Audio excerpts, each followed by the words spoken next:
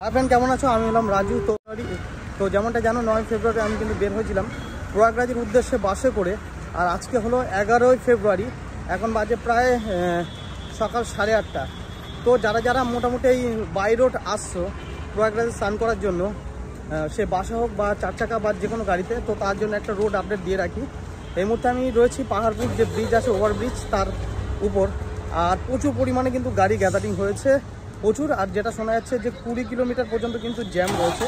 আর আমরা last 2 kilometre গাড়িতে এসেছি, বাসে এসেছি, সেটা কিন্তু টাইম লিমিট 4 ঘন্টা। তো এই হলো আজকের আপডেট। আর এখনও পর্যন্ত আমরা কিন্তু রয়েছি 224 কিলোমিটার দূরে প্রয়াগরাজ থেকে, বিশ্বদানা প্রয়াগরাজ থেকে 224 কিলোমিটার দূরে রয়েছে। তো এই হলো আপডেট। পরবর্তী আপডেটের জন্য অবশ্যই চ্যানেলটাকে ফলো করে রাখতে হবে। তো জানো, দেখা হচ্ছে পরের ভিডিওতে।